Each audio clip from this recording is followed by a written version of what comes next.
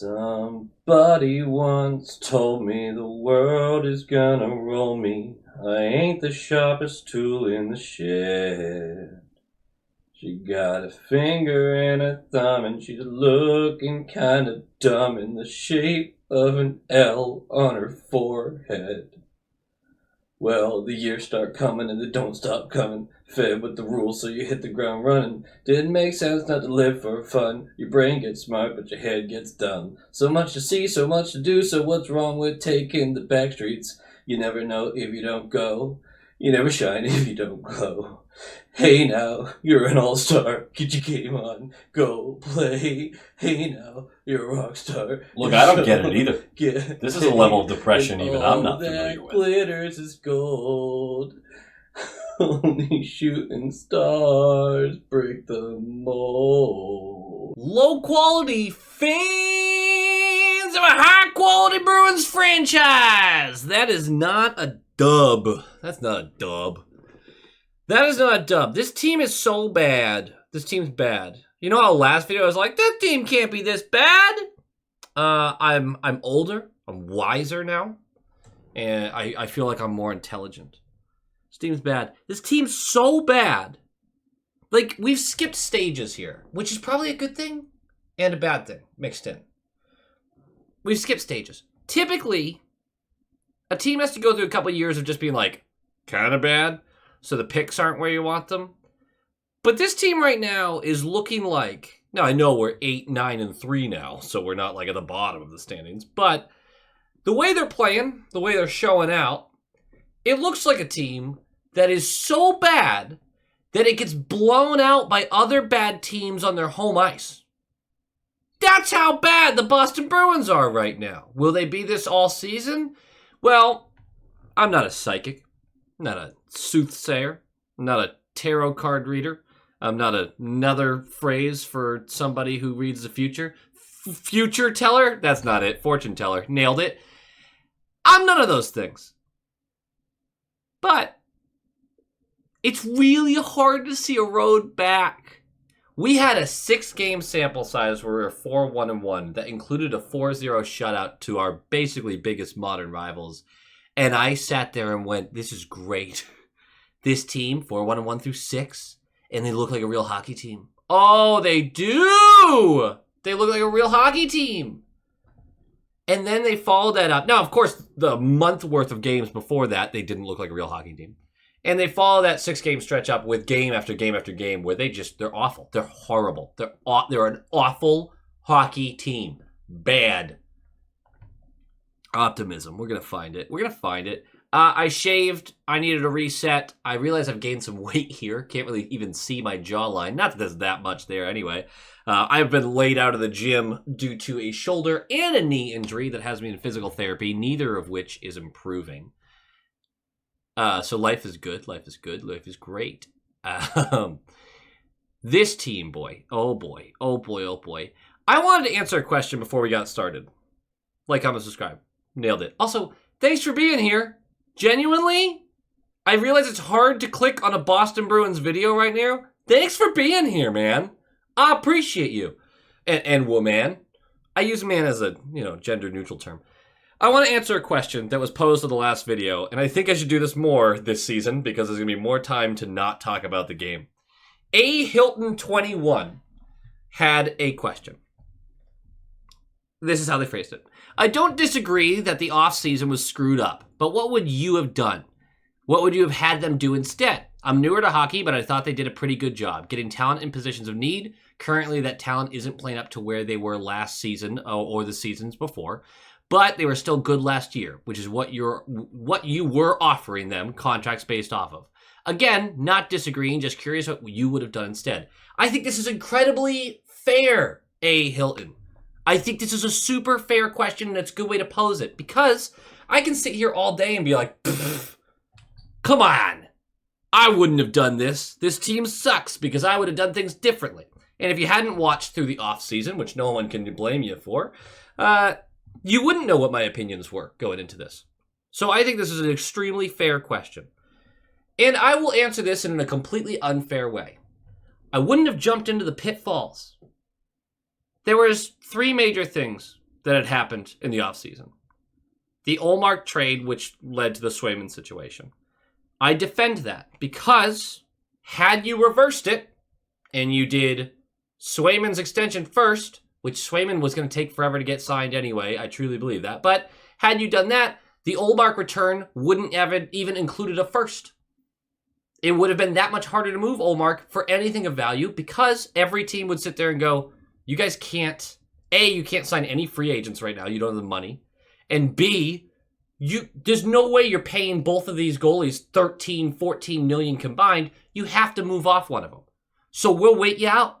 Markstrom's gone. That move already happened. Like, you had no leverage if you signed Swayman first. So you did the trade first, and you felt that you could sign Swayman. And Swayman, I still think, long-term, is a great commitment.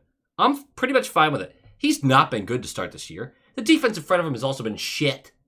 But he has not been great. So I would have agreed with the Ullmark stuff. I would have hoped there was a better deal out there. I don't know if there was. I'm going to trust that they found the best one they could that included a first-round pick. And hopefully Dean Letourneau turns into something. Moving on. The Zadorov signing. And the Lindholm signing. The Elias Lindholm signing. When I say I wouldn't fall for the mistakes, when a team is aging out of a playoff window, you will see teams front offices do whatever they can to expand that window. But oftentimes, it leads to signing contracts for aging vets who you're asking to play above their station, and you're paying for a version of them that was years removed. That's what we did. All through history of sports, not hockey, sports. This is a bad idea that works 15% of the time, right? The Zadorov signing was awful immediately. He's a career third-pairing defenseman who had one good playoff run with the Vancouver Canucks as a top 4 guy. He takes way too many penalties. You already knew that. He's got a big body. He's a decent skater, but he's not fast. And he's not good with his stick. Something that I didn't realize was quite as egregious as it is. He has awful stick defense. It is just embarrassingly bad. You committed $30 million, $5 million a year for 6 years for a guy who can barely stay in a third pairing role right now.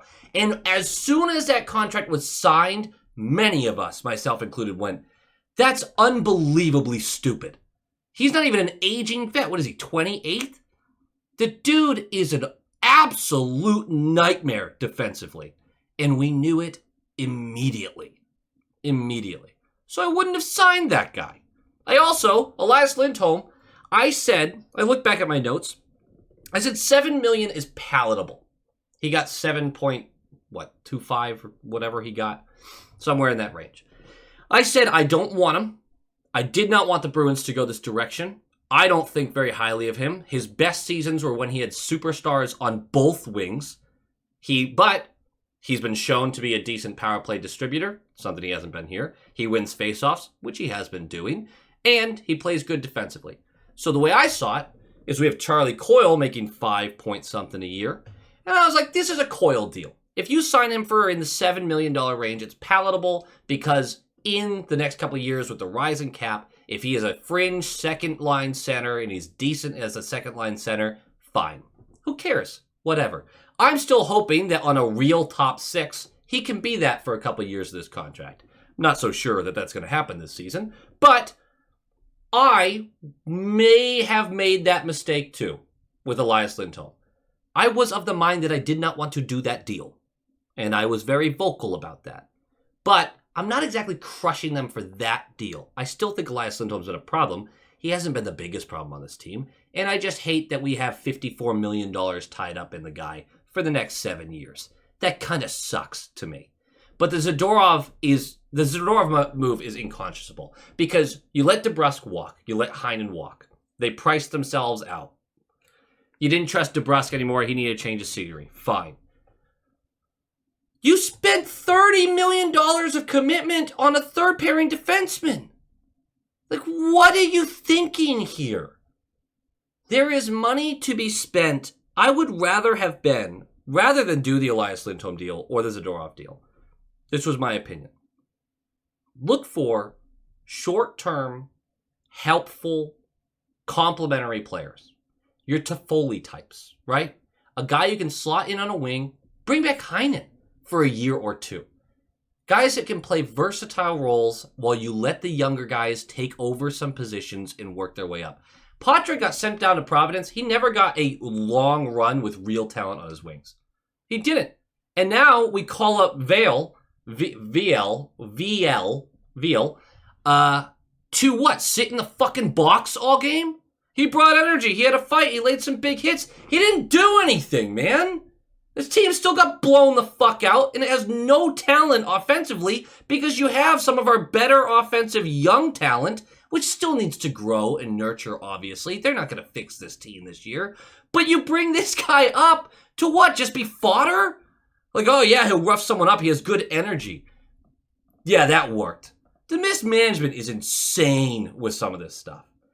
I wanted young guys to get a real chance to grab on to some positions. So go through camp. You don't spend all this money on these two contracts. Instead, you focus on bringing in complementary players as you continue to let your younger guys develop. You're not throwing away a year, because if you're going to be bad, you're better off not having huge money tied into bad players, which is exactly what we did this offseason. The reason that Sweeney will likely get fired at the end of this year, if this continues to go this way, is because he decided to put all the chips in on players who clearly weren't very good and pay them as if they were. I'm like, this tone is not a Hilton. I think it's a great question. But through the offseason, I was very much like, no. Look at your Roslovics, your Toffoli's. I mean, LeBlanc even, who can barely stay in the league at this point, but my point still stands there. You look for complementary value guys while you try to sort out your main positions. Because this offseason didn't offer a true 1C. They didn't offer a true top 6 left wing. You had Duclair. Oh, God, if we could have gotten Duclair rather than the Islanders getting him. I mean, there were players out there that would complement in a top 6, middle 6 role. Because I didn't want to spend all this money pretending that a guy, just because he was the best option, was the right option long term. That's what kills me. Well, we got to bring in a 1C. Elias Lindholm's not a 1C. All right, well, he's the best available, so we'll pay him like one. What? No! You go a year without another true 1C. You have the Zacha Coyle tandem again. Like, that's what you do. Well, Zadorov, I want to shore up the left side. Well, then Lohrey's going to have to suffer for a little while. Or Wotherspoon takes over that role. Like, you can't just commit to a guy because he's the better option, which Zadorov never was. That's what really bothered me. I would have rather seen them just pursue guys that had value, that weren't your bank-breaking players. And this is what you get. The team not only is bad, but now it's bad with contracts you can't move, with no movement clauses and no trade clauses as part of them, for players that will be with you for a very long time who are very expensive. Like, you would rather... How much better would you feel right now if neither of those deals had been signed? The team looks exactly the same, but you have, right now, $12 million in cap space. And you go, okay, this season's probably a lost season. But we can weaponize that cap space, get some picks. We can maybe look at the free agency market next year and see if we can overpay for a guy who actually does belong, though. I don't mind overpaying for a top-line guy because you did it through free agency, because he's a true top-line guy. You know? It's the pitfalls that bother me. It's the obvious traps that are covered in 3 leaves, and then you see the net and the pit below it, but you're still like, I don't know. I think I can walk over that. It was self-sabotage. I would feel a lot better if this team looked like this, but had cap space for the long term, had young guys who were fighting for playoff spots. Like if Merkulov, Lysell, remember, Lysell had a really good preseason camp, and they still opted to not go with him. And yeah, now he's kind of struggling in the AHL. I wonder if you shot his confidence. I don't know. I'm not even saying he would solve anything. But if Lysell, Merkulov, and Patro were all playing roles of this team right now, making mistakes, getting better, and the team looked bad, you'd still be sitting there going, yeah, I mean, this is a transition year. But we need some of these guys to get some real experience. And instead, they're force-feeding us Johnson and Vale and Max Jones, and just Morgan Geekie gets endless shifts in the top 6. And to be fair, he did have that one good game as a top line, so, give him that. But Endless shifts, endless chances. Elias Lindholm, same thing. Endless chances up there. Meanwhile, you won't give one of the young guys a look in the top 6. You won't do it. It's blowing my mind. And I mean, we're at 15 minutes of this video already. I'm just ranting. I don't even want to go over the game. I started recording this with like a minute and a half left of the game. This is just how, like, I don't even know what to say about the team anymore. The Columbus Blue Jackets, who just blew our barn doors off of 5-1, we got goalied. You could say that all day that we got goalied. Merzlikins was excellent. We also shot a ton of stuff into his chest, but Merzlikins was really good. It doesn't change the fact that he lost 5-1 to the Columbus Blue Jackets. Like, what are we doing? What are we doing? The Columbus Blue Jackets, 23rd ranked power play, 18th ranked penalty kill, 29th in goals allowed, and 16th in goals for. Kent Johnson, Boone Jenner, and Eric Goodbranson are all still out.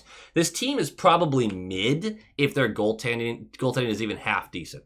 Merzlikins with an .898 save percentage, Tarasov with an .861. That's the note I initially made. But before the game started, I did a little more digging. And when you dig into Merzlikins, Tarasov's been really bad. But when you dig into Merzlikins, he's actually been okay. Like, I wouldn't say like really good, but kind of good.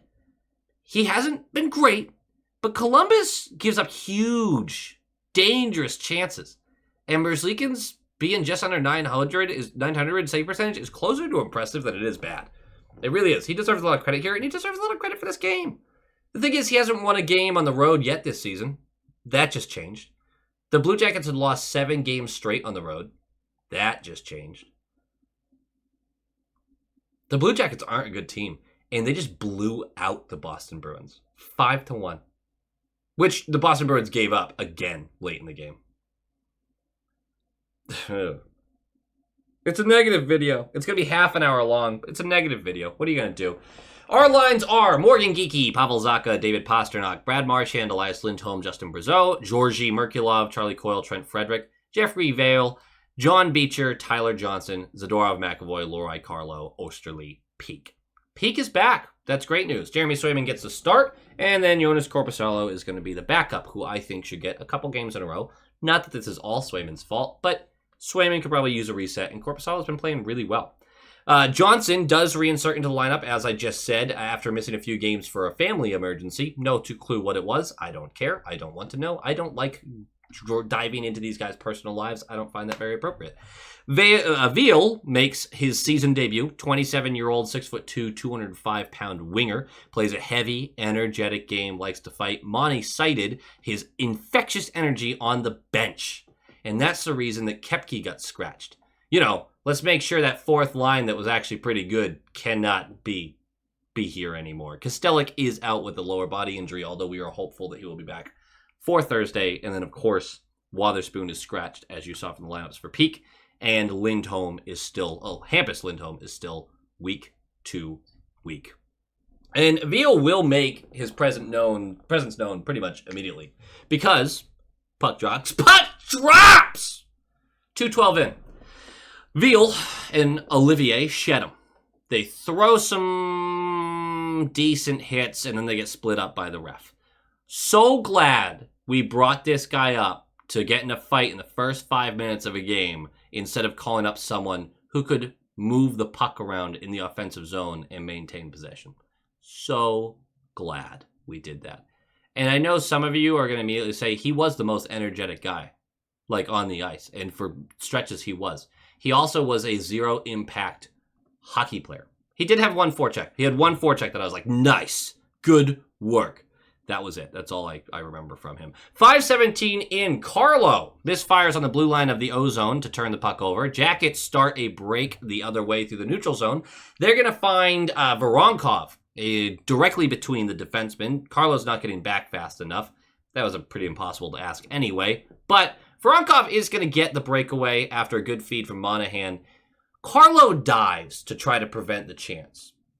Swayman makes a save 5-hole, and then Carlo's body slides in, nails the puck, and Swayman pushes them both into the net. It's 1-0. First of all, what is Swayman supposed to do about that? He made the save on the breakaway, and then his own defenseman just headbutted his dick and puck into the net. That'll kind of get you. It is comically bad. The thing is, this Bruins team isn't just bad. It's comically bad. The ways we lose remind me of the New York Jets right now. Like, it's just bad. 8:41 in. Werenski's going to go for hooking. We're going to go to the power play. This team has given up, man. Another poor turnover in the O-zone during the power play. Olivier then skates the puck all the way down the right wall. Just goes right around Coyle. Goes right in on Swayman. Like, along the goal line. No one pinches. No one gets in his way. He gets Swayman to open his legs. Dunks it. 5-hole. That's Olivier doing that. Seriously? It's 2-0. Shorthanded goal. For those keeping score at home, our power play has now 7 goals for, and that would have been the 3rd goal allowed. Not great. Not great. On the season, I mean. 7:07 left. Vale absolutely buries Juricic in the corner. He gets a boarding call, but Olivier jumps in and rips his helmet off, which is a roughing call automatically. 4v4 for 2 minutes. I don't think the referees or the Blue Jackets were happy with that call, but it is like letter of the law. If you rip a guy's helmet off, you got to call him. During the 4v4, a bad bounce for the Columbus Blue Jackets leads to McAvoy sitting on the inside bottom of the left circle. So he's right in front of Merzlikins. No defenseman in sight. Merzlikins pushes over. They're staring at each other. McAvoy, this is a huge opportunity. Please, for the love of God. Merzlikins makes a save. Blocker's shoulder. Shrugs it off. We're going to stay 2-0 down. Bummer. 31.5 seconds left. Lohrei is going to skate the puck into a crowd into the neutral zone, turning it over. It'll eventually get turned over. Zacha is technically the one who turns it over, but this was on Lohrei. The puck gets moved right back into the zone. It's fired from the left circle. It gets deflected by James Van Riemsdyk, who's in the slot, and past Swayman. 3-0. You know who never has bodies at the net front? The Boston Bruins. The biggest team in the league never has a net front presence. Marchand is in the net front more than most other players. Brazeau does it too. But it's almost, we never get set up in the zone and have a guy there. Hockey is not a simple sport, but there are simple things about it. Simple things that are effective. The Bruins do none of them. They do none of them. Second period starts. 8 seconds in, McAvoy is going to go for interference. It's a terrible call, but we're going to go to the penalty kill. 36 seconds left of the penalty kill. Marchenko goes for tripping. 36 seconds of 4v4, then a shortened power play. Nothing happens. Nothing happens on it. Nothing happens. 6:51 in. Marchand draws a tripping call on Fabro. We're going to go to the power play again. This one, I closed my eyes and just listened to it because I had my head in my hands. I wasn't doing a bit or anything like that. I was just sad and depressed. Judging by the audio, I didn't really miss anything. So we'll just move on. 6:54 left. Provorov is going to go for interference. We're going to the power play. The refs are trying to save us here. And they did the thing. The second unit. It's a great keep in by Geeky on the right point. He's going to fling it around the boards up to the left point where Lohrei gets it. He's going to fling it right back around the boards too. Brazeau is underneath the goal. He's going to collect and fling it to Coyle. All that puck movement, making the bodies move. Crazy how that works. Coyle's going to get a chance from the slot alone, and he's going to beat him glove side. He almost flubs this too. Doesn't get a lot on it. Still beats him. We're going to get a goal. It's 3-1. We got a power play goal. There's a little bit of pressure here. It's a little bit of pressure because there's less than 6 minutes left of the second. You scored a goal on the power play. You get a little momentum back. And then 1:24 left. Voronkov high sticks Vale. This is actually something that Vale did during the game, is he antagonized and then drew the call. Good job by him. Still absolutely does not deserve to be on the NHL ice over a few other players for a team that cannot score. I look like a different human being. I realize that right now. I don't love this. It's fine. We're going to go to the power play with less than a minute and a half in the second period, down by 2 goals. You have some momentum. If you are able to score here, all of a sudden, this is a real game. You're down by a goal going into the third. It's huge. 14 seconds left of the period after Zacha makes an excellent defensive play to break up a breakaway that McAvoy gave up. McAvoy, Zacha, and Pasternak fumble fuck the puck with just one guy pressuring until a second one got there. But they're just passing into each other's skates, mishandling it, can't move the puck to save their lives. All three of them occupying like a square 10-foot space. Awful in our own zone, just trying to get the puck to move it up ice to give us a chance to score.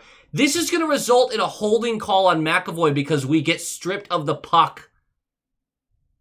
How are we this bad? It's going to go 4v4 for 51 seconds, then a short PK.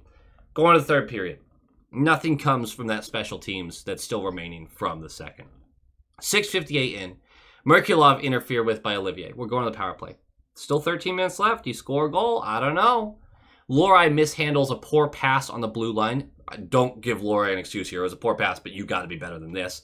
And then he fumble fucks the puck for a bit until Sillinger grabs it from him and begins a breakaway down the left wall. He's going to keep skating. Everyone's going to come behind. Danforth is going to be on the right side. Cross crease. Swayman has no chance. Danforth gets the wide open net. It's 4-1. That's the second shorthanded goal of the game. For those of you keeping track, we now have 8 power play goals on the season and 4 shorthanded goals allowed, tying us for the bottom position of power play goal differential. We still have the worst power play in the league, of course, but yeah, embarrassing. 5:46 left. Osterley and Carlo lose puck battles along the wall. Puck gets to Monahan below the goal line. He feeds Chinnikov in the slot, who beats Swayman. Glove side. It's 5-1. That's your final score. Your game notes. What do I say, man? What do you say here? What do you say? Okay. We have a big, slow team trying to play a fast, skilled style. We know that. When Monty gets fired this season, it's not his fault. This roster is not built for his scheme. There are things that are his fault. 100% there are things that are his fault. Team doesn't seem ready. He's either not standing his ground on roster decisions going up and down from Providence or just making foolish ones himself. I don't know which it is. The team is incompetent in every aspect of the game: defense, offense, power play, penalty kill, goaltending. They prefer to play guys like Vale, Johnson, rather than try to infuse young talent. They give Geeky and Lindholm endless shifts in the top 6, regardless of what's happening, but won't give younger skill players a chance for a moment. And the worst part is they just keep forcing it. They haven't made meaningful adjustments, and they clearly have no answers. Pretty negative, right? Pretty bad. Pretty bad. Oh, wait, I have something. I have something tangible to say about the team. I don't think this team believes in itself at all. I mean, that sounds like some Disney movie gobbledegook. Gobbledegook. That's what I was looking for, is gobbledegook. Gobbledegook? We'll take it. But it is. I don't see a shred of belief across the faces on that bench. They get blown out over and over and over again with barely a reaction. I mean, they're just exasperated, I guess. I don't know, but they don't believe in themselves. They don't believe in each other. That no one's playing the right position. I don't know if it's because they're incapable of it or they're so busy trying to cover for everyone else. Does everyone think they're the best player on the team and think that they have to cover for everyone else? You know that guy at work who actually sucks at his job because he spends his entire shift trying to check behind others? And you sit there and be like, we'd be really effective if you would just do your fucking job and let me do mine. I've been guilty of being that guy, so that's more of a personal note. But this team has no belief in itself. None. In a city where that's the point, right? Believe is the point. The Patriots against the Falcons in the Super Bowl, who was it? I can't even remember who it was going up and down because it wasn't Brady. Shoot, this is going to bother me. But going up and down the sideline talking about this is going to be a great story when we win this thing. Keep your head up. We're still in this. This is going to be a great story. There's none of that going on this team. And it points to poor leadership. It points to poor leadership. I think that's just it. Is it Marchand's fault as a captain? Is that Monty's fault? Is it the assistant coaches? Is it the other vocal leaders in the room? All of them.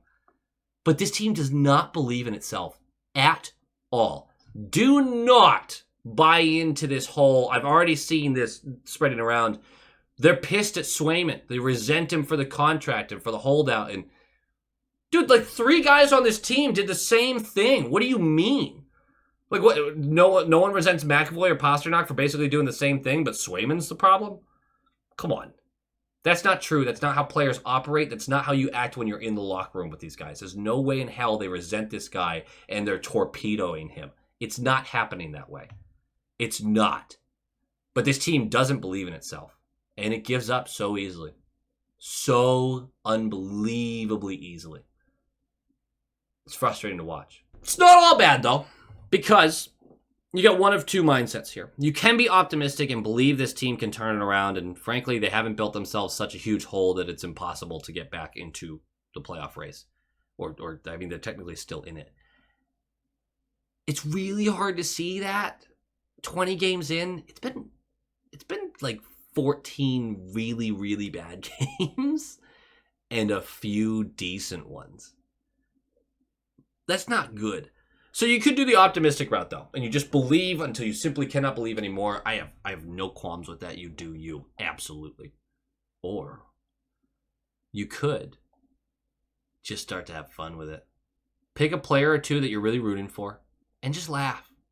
I mean, the team is comically bad right now. Right now, they are comically bad. Just treat it as pure entertainment. Know that you're not going to get the result you really want, and just enjoy it. Just have fun watching the team and cheering them on. Just be like Dumb and Dumber, blindly just support. Because they're still our team. And they deserve support. The players do. They do.